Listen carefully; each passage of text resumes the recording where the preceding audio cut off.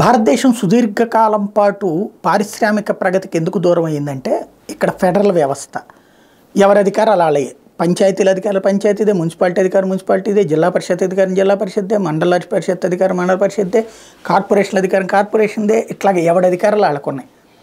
దీంతో ఏమైపోయిందంటే ఎవడన్నా ఒక ఇండస్ట్రీ ఇక్కడికి వచ్చి పెట్టాలంటే కేంద్ర ప్రభుత్వం ముందు గ్రీన్ సిగ్నల్ ఇవ్వాలి, ఇచ్చాక ఏదో ఒక రాష్ట్రంలో పెట్టాలి, ఆ రాష్ట్ర ప్రభుత్వం ఒప్పుకోవాలి, మళ్ళీ వాళ్ళకి పన్ను కట్టాలి, కింద ఉన్నటువంటి వాళ్ళకి పన్ను కట్టాలి. ఇక్కడ ఈ లేయర్లో ఎక్కడ తేడా వచ్చినా మొత్తం ఆగిపోయేది. దాంతో 100 కోట్లు పెట్టుబడి పెట్టేవాడు ఇన్ని లేయర్లు మాకెందుకని వదిలేశారు.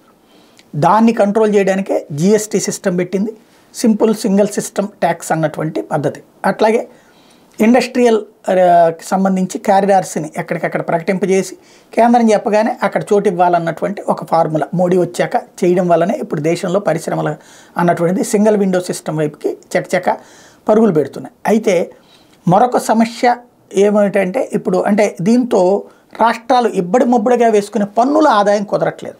ఇదివరకు ఇష్టం వచ్చిన ట్యాక్సెస్ వేసుకునేవాళ్ళు, ఇప్పుడు అట్లా కుదరట్లేదు. జిఎస్టీ సింగిల్ ట్యాక్స్ సిస్టమ్ వచ్చేటప్పుడు ఎక్కడైనా దేశంలో ఏ మూలైనా ఒకటే ట్యాక్స్ అనేటప్పటికీ వీళ్ళ వల్ల కావట్లేదు. ఆ ట్యాక్స్ వసూలు చేసి కేంద్ర ప్రభుత్వం ఆ డబ్బులు రాష్ట్రాలకు ఇస్తుంది. తద్వారా ఇంకా వీళ్ళ సొంతపు అనేటువంటిది కుదరట్లేదు. సొంతంగా వేసుకోగలుగుతుంది మద్యం మీద మాత్రమే.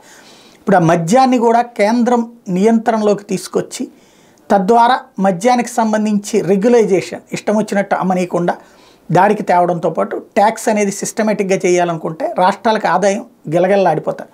ఇప్పుడు ఆంధ్రప్రదేశ్లో సంక్షేమ పథకాలు ఇవ్వగలుగుతున్నారంటే 25,000 కోట్ల మద్యం నుంచి రావడం వల్లని అట్లాంటివి ఆగిపోతారు. ఈ అనేక రాష్ట్రాలు కూడా అదే సమస్య. దీంతో కొన్ని రాష్ట్రాలు కేంద్ర ప్రభుత్వ విధానాన్ని సవాల్ చేసినాయి. కేంద్రం దీని మీదన సుప్రీంకోర్టులో వాదోపవాదాలు జరుగుతున్నాయి. మద్యం తయారీ సరఫరా నియంత్రణ సంబంధిత అధికారాలని రాష్ట్రాలకి చెందుతాయని, ఈ అంశంలో కేంద్ర ప్రమేయం ఉండరాదని ఉత్తరప్రదేశ్ అంటే యోగి ఆదిత్యనాథ్ బీజేపీ ఆయనే కదా, ఆయన వ్యతిరేకిస్తున్నాడు. పశ్చిమ బెంగాల్ మమతా బెనర్జీ అట్లాగే వ్యతిరేకిస్తుంది. ఈ రెండు ప్రభుత్వాలు సుప్రీంకోర్టులో వాదించాయి. అది ఇండస్ట్రియల్ లెక్కరైనా సాధారణ మద్యం అయినా సరే రెండింటికి సంబంధించి సంపూర్ణ శాసనాధికారం రాష్ట్రాలదేనని, న్యాయస్థానం పరిధిలోకి రాదని చెప్పినాయి. మద్యంపై అధికారాల విషయంలో కేంద్ర రాష్ట్రాల మధ్య స్పష్టతకు సంబంధించి దాఖలైన వ్యాజ్యంలో ప్రధాన న్యాయమూర్తి జస్టిస్ డివై చంద్రచూడ్ నేతృత్వంలో 9 మంది జడ్జీల రాజ్యాంగ ధర్మాసనం విచారణ జరుపుతోంది. 7 సభ్యుల ధర్మాసనం 1997లో రాష్ట్రాలకు వ్యతిరేకంగా తీర్పునివ్వడంతో దాన్ని సవాల్ చేస్తూ దాఖలైన పలు పిటిషన్లు 2010లో 9 మంది సభ్యుల ధర్మాసనం ముందుకు వచ్చినాయి. ఇప్పుడు దాని మీద విచారణ జరుగుతోంది.